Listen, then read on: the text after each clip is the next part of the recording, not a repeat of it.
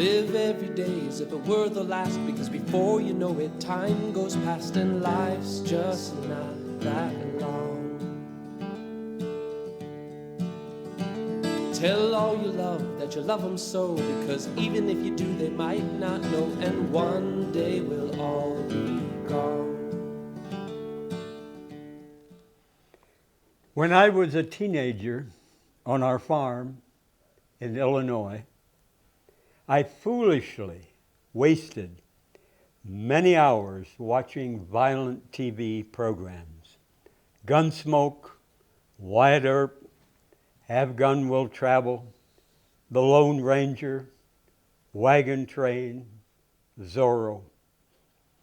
And this was long before I knew I am gay.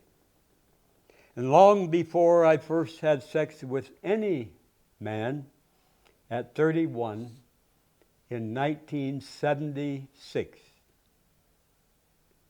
If I had known as a teenager I am gay, maybe instead of wasting many precious hours poisoning my mind with violent TV programs, I would have wanted affectionate sex with males.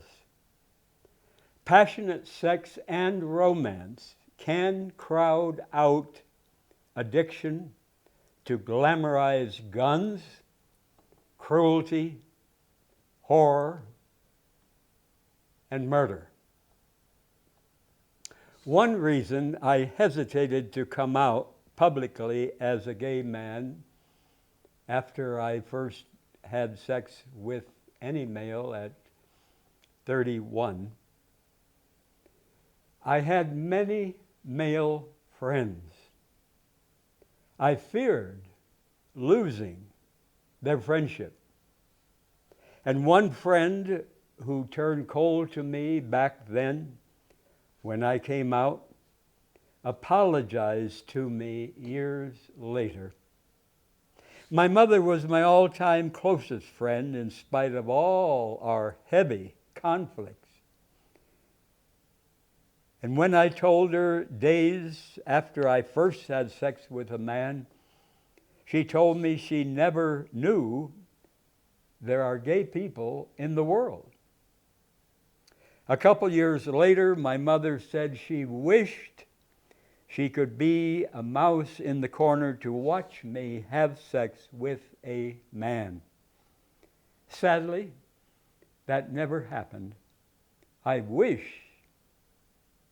it had. Most gay, bisexual, and straight people cannot imagine their mother saying that she wished she could be a mouse in the corner to watch me have sex, in my case, with a man. My mother was open. My mother was curious.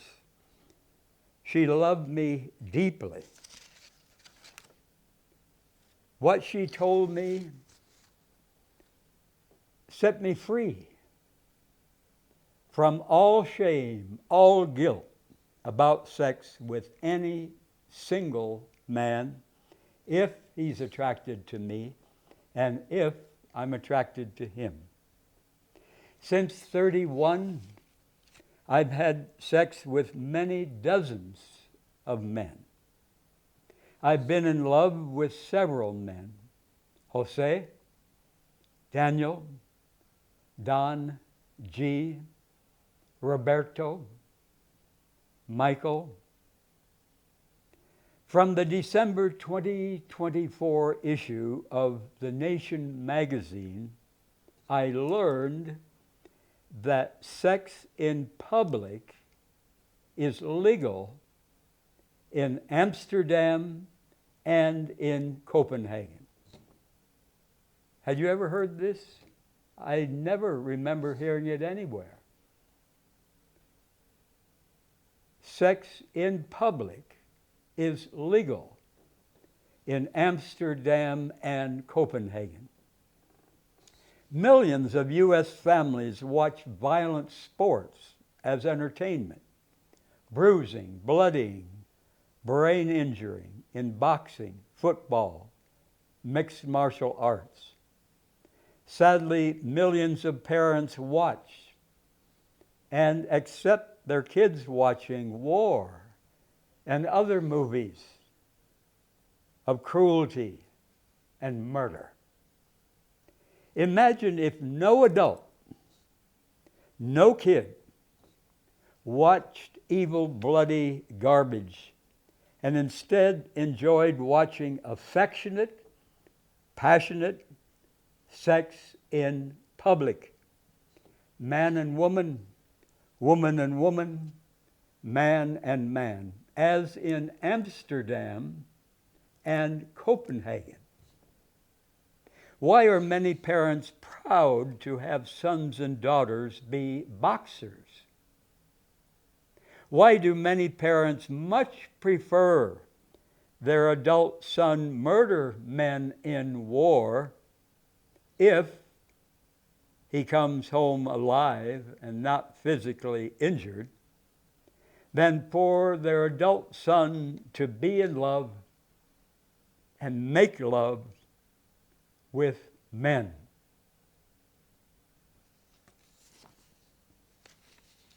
Why are movies of violence called action movies?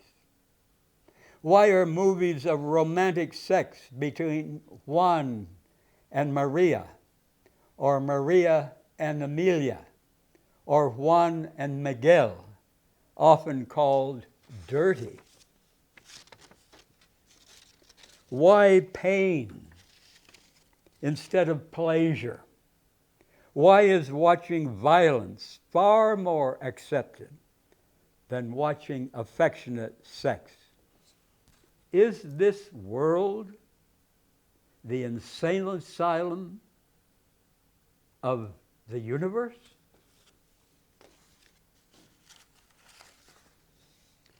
Millions of our undocumented sisters and brothers are terrified this holiday season, afraid as hell of dictator Trump. Our undocumented sisters and brothers know Trump can separate their families for years, or maybe forever. Suddenly ripped away from their families, their homes, their friends, their jobs. A billionaire white U.S. president targets mostly brown and black construction workers, cleaning women, field workers harvesting our fruits and vegetables, nursing home caregivers.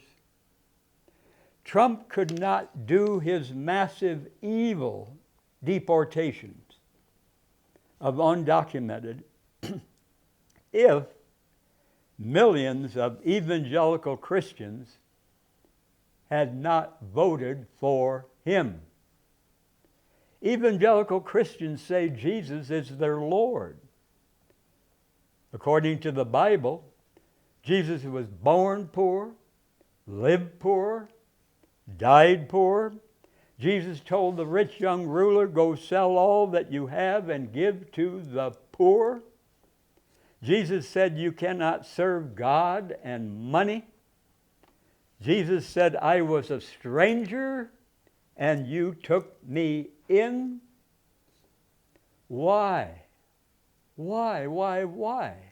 did millions of evangelical Christians vote for a billionaire white dictator who hates and lies about and curses brown and black immigrants?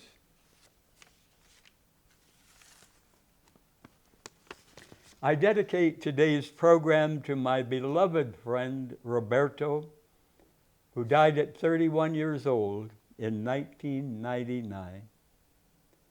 Roberto was not his given name, but I called him Roberto. He suffered hell. His mother was addicted to heroin. His mother disappeared when Roberto was in 6th grade. Probably she was murdered, but as far as I know, her body was never found. Roberto was sent to live with his uncle. Roberto's uncle beat him and had sex with him.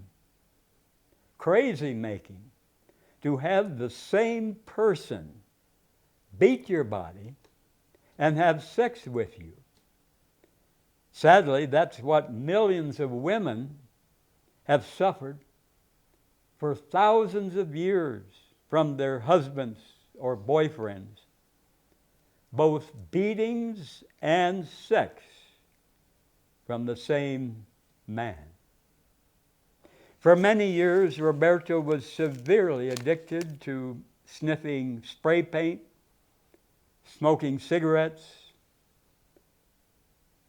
to booze and other drugs. And like many gay and bisexual men, Roberto felt torn inside between religion and his sex with men. Roberto felt torn inside between his family and his sex with men. His family accepted his slow suicide, smoking cigarettes, far better than his sex with men. The skies of Roberto's life were often dark and cloudy. But at moments, the brilliant sunshine broke through those clouds. Roberto's tenderness, his affection, his tears. He shed tears of sorrow with me. He opened his heart in conversation with me. Roberto shared his naked body with me. I mailed a photo of Roberto and my friend Steve, both naked, to my dad in Illinois. My mother had already died then. Roberto and I often told each other, "I love you." And once Roberto dedicated a beautiful Spanish song to me on KNW radio here in Albuquerque. He said, "To Don, my best friend, I love." Roberto made other song dedications to me. I made song dedications to him. On my answering machine, Roberto left the message, "I love you," hugs and kisses. He told me he looked at my photo when he masturbated. And one time he said, "Think of me if you're masturbating or having sex." Roberto told me he wished he could start his life over and grow up without drugs. And back then, I still cooked food. Roberto called me from the emergency room at Presbyterian Hospital. He asked me to bring him some beans to eat. I took him beans. Roberto kissed me and said, "I love you." And when he was in UNM hospital, I took him food. He kissed me outside when I left. In our last conversation by phone, before Roberto died, I'm so glad I told him, "I love you." And he said, "I love you too." Sometimes Roberto asked me to mention him on my TV program back in the 1990s. My grave at San Jose de Armijo Cemetery on Arenal on the west side of Albuquerque is very close to Roberto's grave. He died of AIDS at 31 in 1999.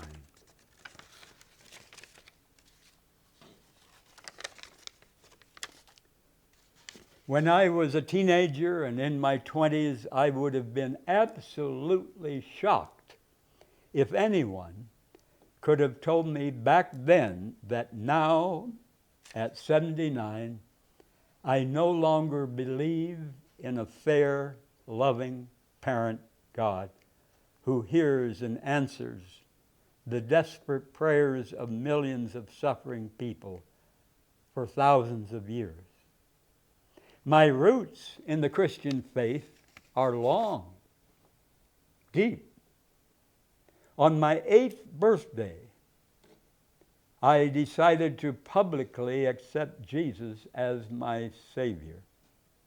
For many years, I attended thousands of church services, revivals, evangelistic crusades.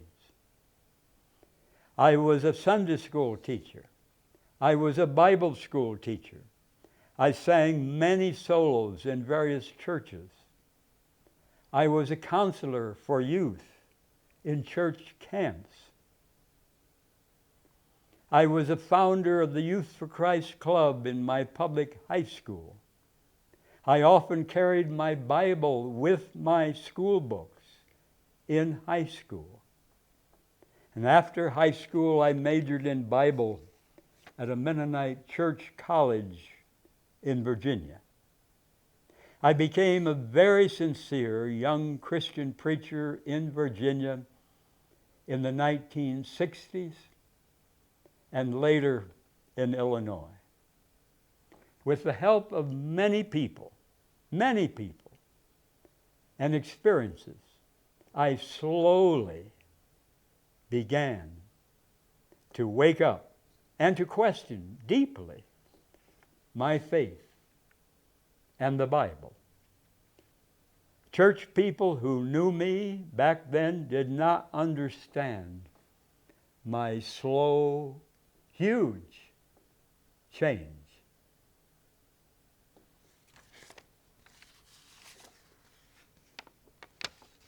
Before making a solemn vow to being romantic only with each other until one of you dies, try living together for 6 months or a year to see how your relationship works.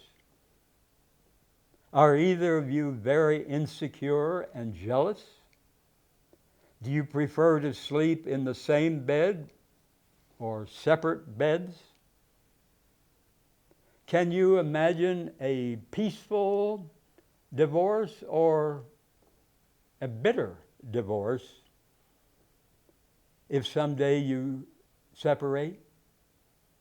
Do you refuse to blame it all on the other person as a devil? How do you talk about your past girlfriends or boyfriends? If you become severely disabled with dementia, etc., no longer capable of sex, do you want your partner to enjoy sex with someone else?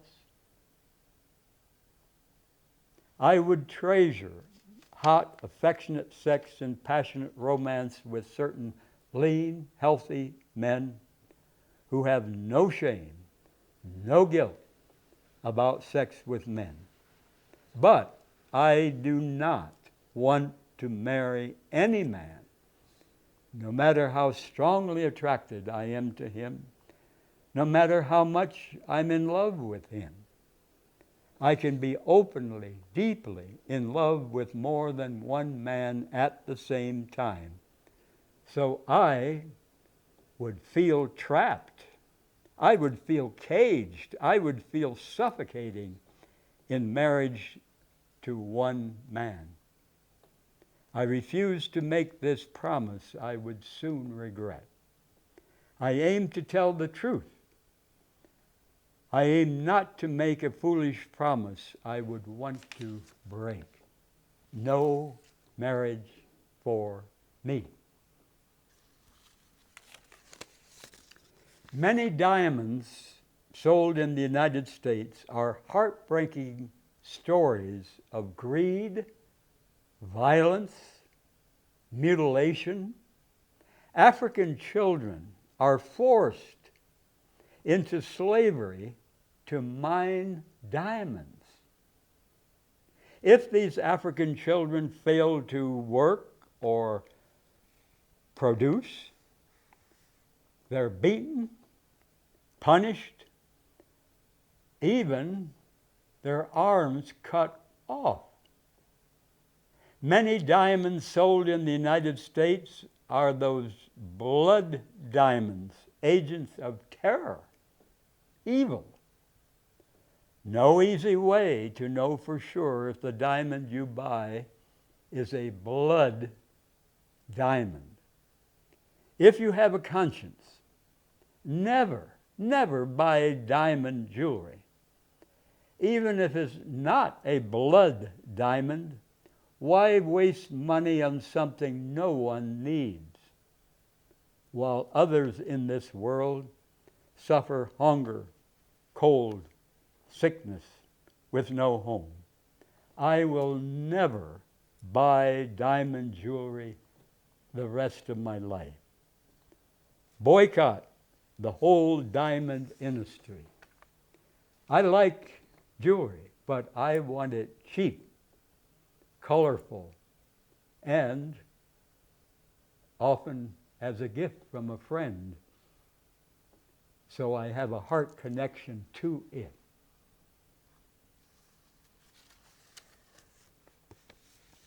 Mothers and fathers, do your sons and daughters of all ages feel, and do they know they can tell you the full truth about their lives, the full truth, and you will still love them deeply regardless how much you disagree with what they're doing? Mothers and fathers, do you tell your sons and daughters the full truth about your lives, past and present? Do you welcome all their honest personal questions? People's addiction to eating meat, cheese, milk, ice cream cause at least 1/3 of the catastrophic climate crisis. I eat no meat. I eat no dairy. Many years ago I did, but I woke up and I stopped. A meat eater uses many times more land for their food than someone who eats only plant foods. Fruit, vegetables, greens, seeds, nuts, herbs, beans. Raising animals for meat and dairy takes an enormous amount of water for the animals to drink and to grow those crops for the animals to eat.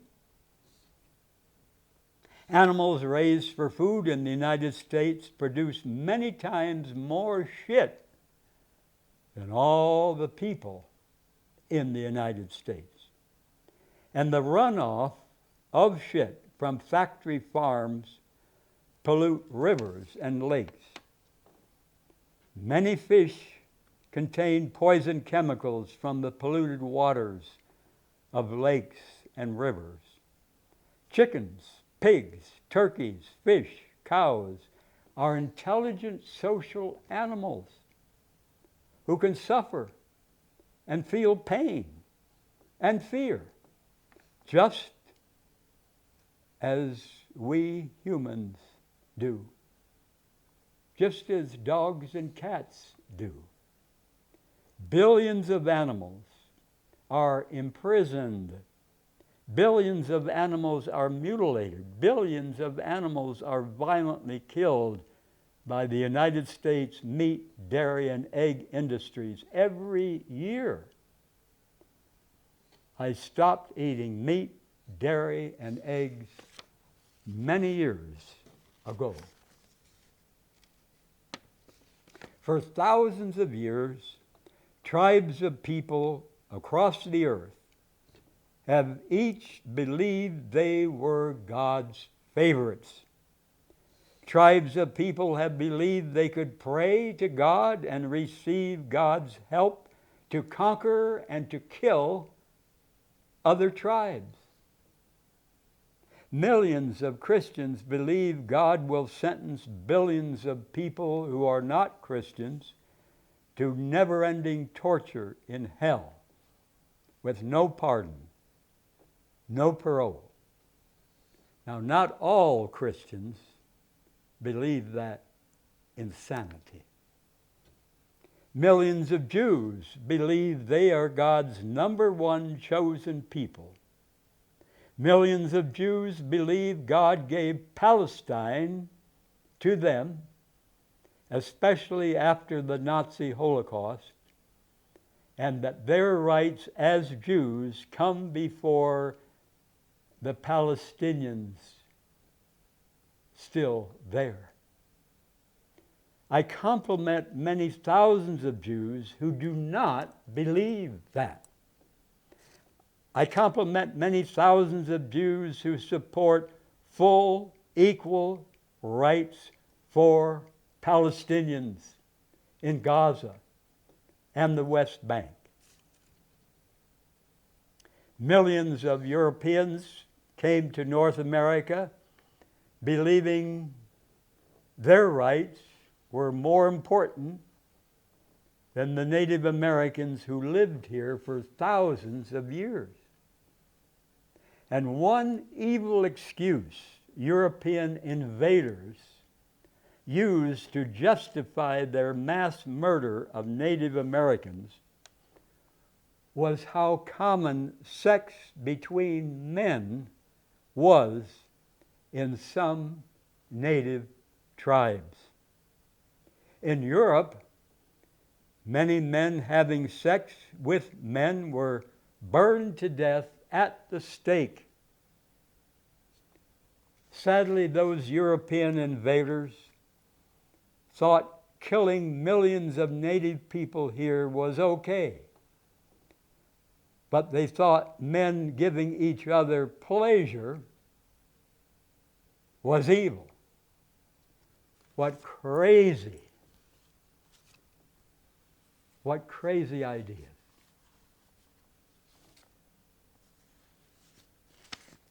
Get 7 to 9 hours of sleep every night. Not enough sleep demolishes our immune system. Not enough sleep doubles our risk of cancer. Not enough sleep sets us up for dementia and Alzheimer's. Not enough sleep can cause heart disease and strokes. Not enough sleep can lead to depression, anxiety, suicide. Not enough sleep can make people fat. I strongly recommend the book Why We Sleep by Matthew Walker. Why We Sleep by Matthew Walker in our public library. It's the best book I know of about how important enough sleep is to be healthy in our bodies and our minds. Besides 7 to 9 hours every night, a nap, a siesta in the early afternoon, 20 minutes to an hour, helps us to be healthy. Very good for our hearts and for us to live long. Prescription drugs and some diseases can keep older people from getting the sleep everyone needs. Enough sleep helps our memory. Enough sleep makes us more creative. Enough sleep helps how we look to be more attractive. Enough sleep protects us from cancer and dementia. Enough sleep keeps us lean and slim. Enough sleep lowers the risk of heart attack and stroke and diabetes. Enough sleep helps us to be happier, less depressed, less anxious, easier to live with. Enough sleep helps prevent colds, flu, and COVID-19. Driving when sleepy is more dangerous than driving drunk. Sadly, I foolishly drove sleepy many times, many years ago. No wonder my dear mother worried so much that I would crash. If I had my life to live over, knowing what I know now, I would aim never to drive sleepy. I could have killed and injured other people and myself. I strongly oppose driving when sleepy or driving after drinking booze. I have not driven any vehicle for over 24 years. I drink not one drop of damn booze. Not enough sleep can worsen PTSD and schizophrenia, all mental illness. The epidemic of not enough sleep is one of the worst health problems in the United States and other industrialized nations. Nothing can substitute for enough sleep. We need to eat only healthy raw plant foods. We need to walk much. We need sunshine on our naked skin. We need close friendships. We need to forgive ourselves and forgive others. We need to apologize and ask forgiveness. But none of these can substitute for enough sleep if we want to live long and healthy. Aim for 7 to 9 hours in bed every night, no exceptions. Never consider yourself lazy. Never consider others lazy for getting enough sleep. My dear friends, Bob and Alberta lived in the town of Freeport, Illinois, 6 miles from the farm where I grew up. When I became close friends with them, they were an older couple. Bob and Alberta had a business in their home. Many people, including my parents, went to them to renew state licenses for cars and trucks. But most people who knew them never knew the sex lives of this ordinary-looking, older, white couple.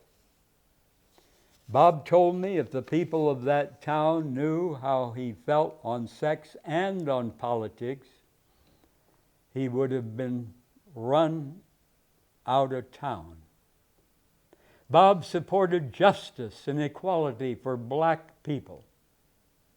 Bob supported justice and equality for women, for poor people. Bob was against U.S. wars. Bob and Alberta were open and honest with each other about their sex with other people. Little or no jealousy.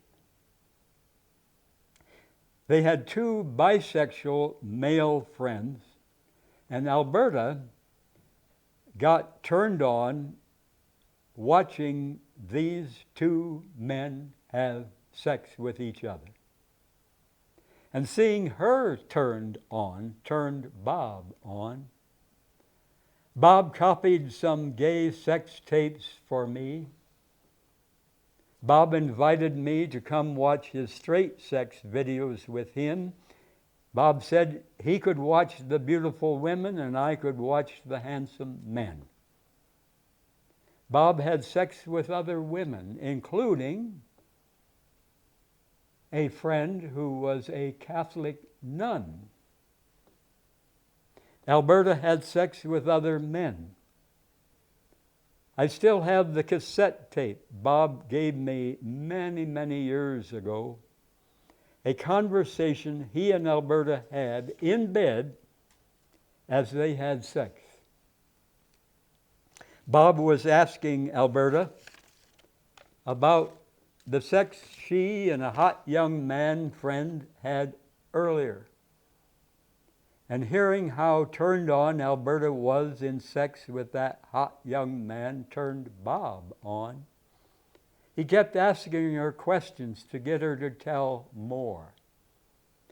And one special man Alberta had sex with, she made a popsicle from some of his cum. Alberta kept the popsicle of cum in the freezer and would take it out sometimes and suck it as she thought of that man. The men and women Bob and Alberta had sex with were their friends, not strangers. I wish I could remember all Bob told me about their sex lives in the 1940s, 50s, 60s, 70s. Bob died at 94 in 2005. Alberta died over 14 years before that. They were married 48 years when Alberta died. Alberta was Bob's number one woman, and after her death from cancer, Bob found no woman as special as Alberta. They both were very, very kind to me. Bob and Alberta lived not in Paris, not in New York, but in Freeport, Illinois, a town of some 20,000 people. Most people who knew them had no idea what went on sexually behind closed doors. Bob and Alberta were far more sexually liberated than many uptight, jealous young couples today. They were far more sexually liberated than many married men and women who have sex with other people, but sadly, they lie and deny to each other. Bob and Alberta were open with each other about their sex with other people.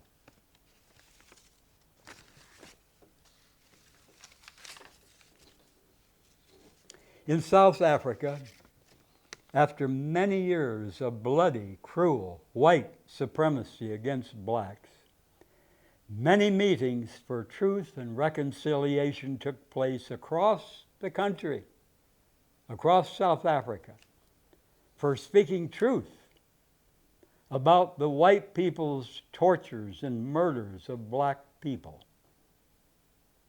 and to bring whites and blacks together as equals and neighbors to stop the white evils toward blacks. If white police confessed in these truth and reconciliation hearings, if white police confessed honestly the evils they had committed against blacks, they could avoid prosecution, they could avoid punishment in prison. And here is one deeply moving testimony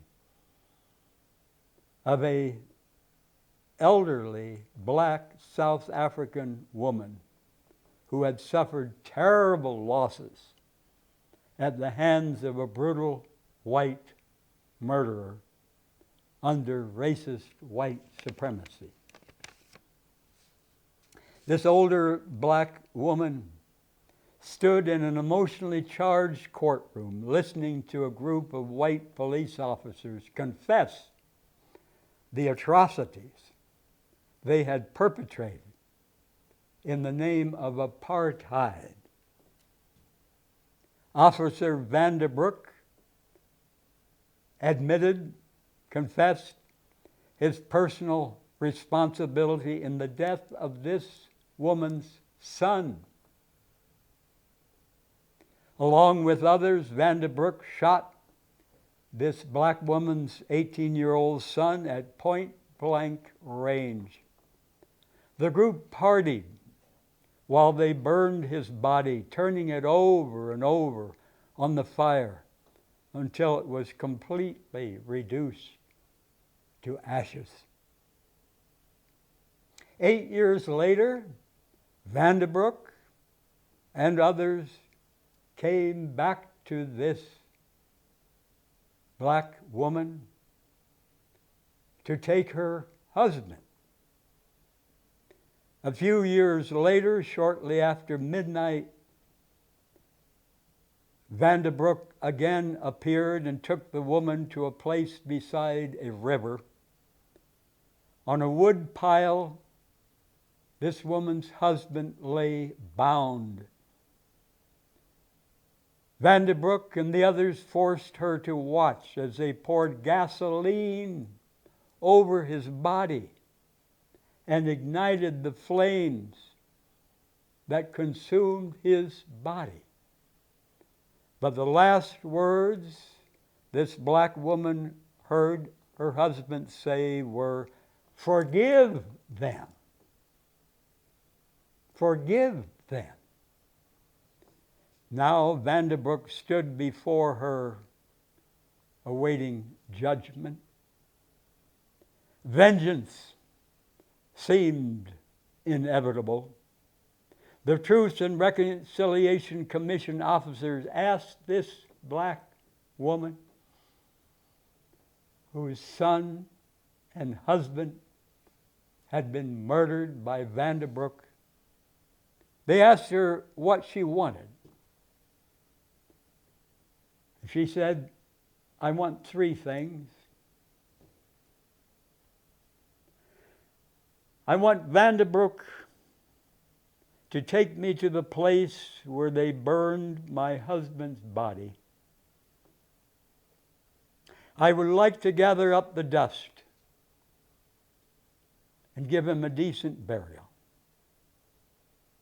Second, Mr. Vanderbroek took all my family away from me. I still have a lot of love to give. Twice a month, I would like for Vanderbroek to come to the ghetto and spend a day with me.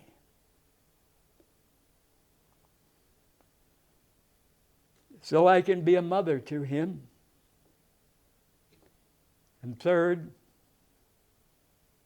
I would like Mr. Vanderbroek to know that he's forgiven by God and that I forgive him too. And I would like someone to come and lead me by the hand to where Mr. Vanderbroek is so that I can embrace him and he can know my forgiveness is real." And as they led the elderly woman across the silent courtroom, Vanderbroek fainted. He was overwhelmed. And in the courtroom, someone began singing Amazing Grace. And gradually others there joined in until finally everyone there was singing Amazing Grace. The man who wrote Amazing Grace was John Newton. John Newton had been a brutal white slave trader, guilty of the kidnapping, the torture, the murder of many black people from Africa. But John Newton changed. He worked to stop the slavery of black people.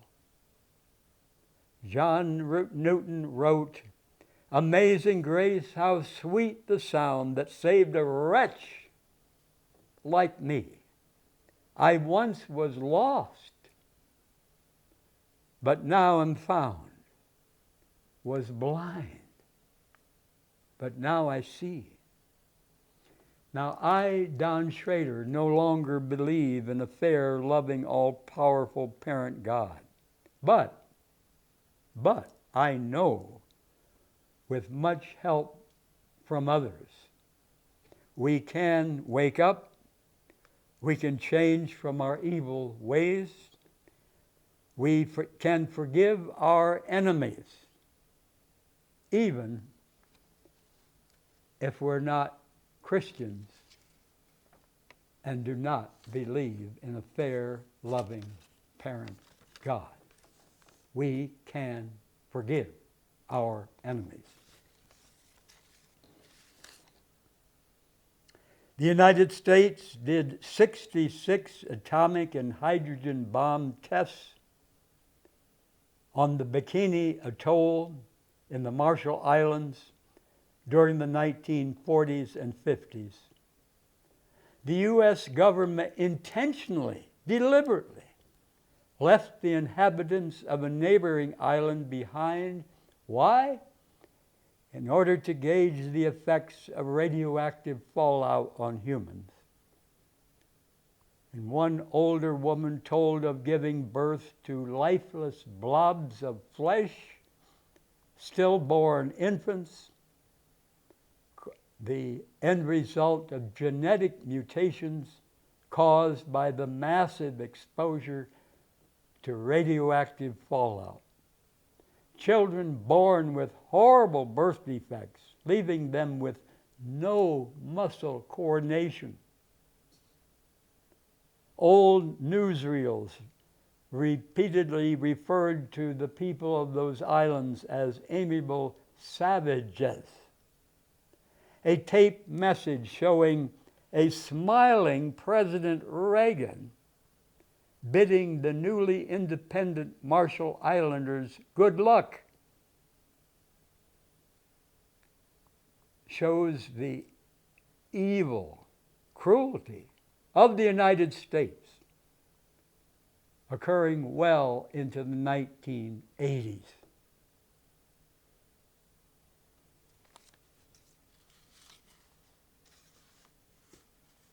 My granny was my mother's mother. My mother, dad, brother, and I lived with Granny in the Illinois farmhouse where my mother was born in 1907. Granny and I slept in the same bed for 7 years, from when I was 5 until 12 years old. And Granny read many books to me. Granny pronounced hundreds of words for me to spell. I won the county spelling contest when I was in 5th grade. Granny had memorized poems. Granny spoke these poems with deep feeling. And one poem was about an older couple, husband and wife, back east, as they looked forward to their move out west. Here are some of the words of that poem. Here comes the stage to take us to the train, and our children's children way out west will make us young again. When I was a boy, my mother, dad, Granny, and I had never visited New Mexico. We had no idea that many years later, New Mexico, out west, would be my main home. And when I was 12, Granny went to the hospital. She was diagnosed with cancer of the liver and the intestine. Granny suffered a colostomy, a hole made in her side for her shit because of the cancer in her intestine. She wore a bag on that hole to shit in. Granny lived for another year and a half. After being diagnosed with cancer, she lived in hospital and nursing home, but she never again saw her farm home. When I was 13, I stood beside Granny in the hospital as she died at 89. She was the first person I ever saw die in my presence. I'm deeply indebted to Granny.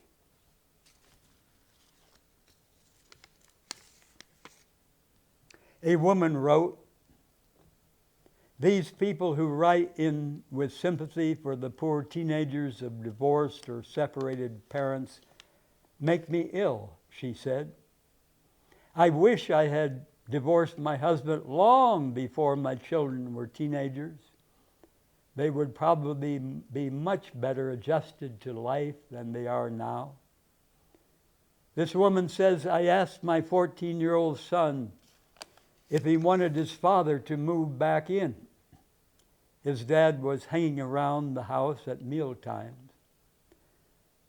She says, my son was a quiet boy, a deep thinker. He said, 'Mom, I like Dad better when he does not live here.' She says, my son is now 34. On a recent visit, I asked him if he ever remembered seeing his father put his arms around me or kiss me. He said, once, when he was leaving town. This man mentally abused the children and me. She says, I could go on for hours. I can truthfully say that I've been happier the last 18 years since my divorce than I've ever been. I've adjusted pretty well, but my son needs counseling to get on with his life. She says the bottom line is this: there are worse things than a broken home.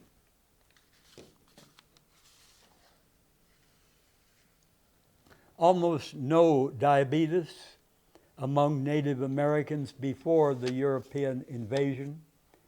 Now diabetes is a terrible epidemic among Native Americans. Diabetes causes strokes, toes, feet, legs chopped off, blindness, kidney disease, leading to dialysis.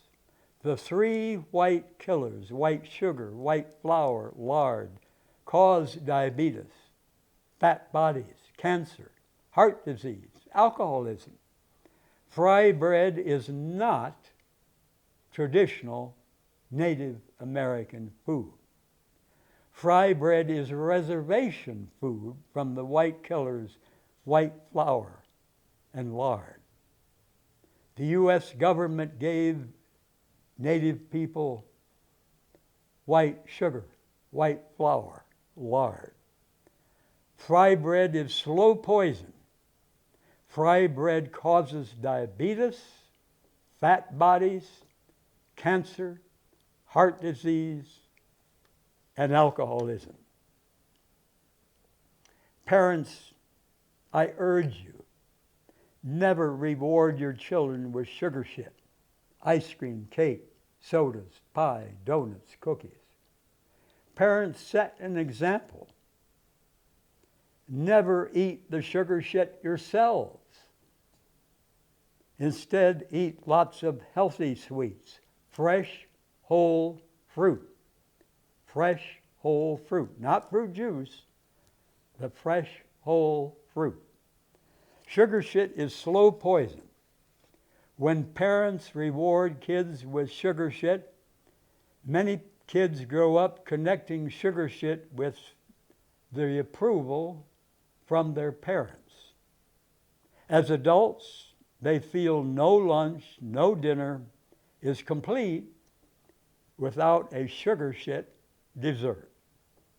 As adults, when they feel depressed or lonely, they reach for sugar shit, ice cream, cake, cookies, candy, sodas, donuts. Feed your children only healthy plant foods, preferably raw, not cooked, no meat, no dairy, no sodas, no sugar shit, no grains.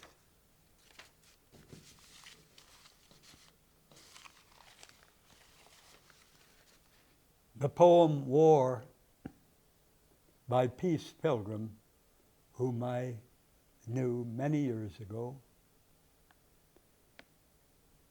On the scarred battlefield where they forced me to go, I met a man they said was my enemy. I ran him through it with my blade. And when I pulled my blade out and his blood gushed forth, I was suddenly filled with racking remorse. I've killed a man, I said. He was slim and youthful and frightened like me. Not a devil, as they said he would be. They sent me to kill you, he sighed. By God, I wish you had done so, I swore. Why, I don't even know what I'm fighting for. Nor I. He breathed and died.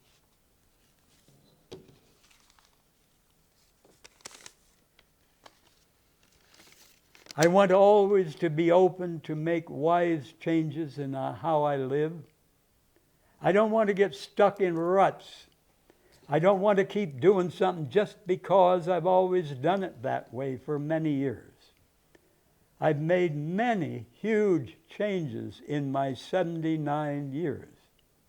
And I want to stay ready to make more changes until the day I die, if I learn wise new ways or wise old ways to live.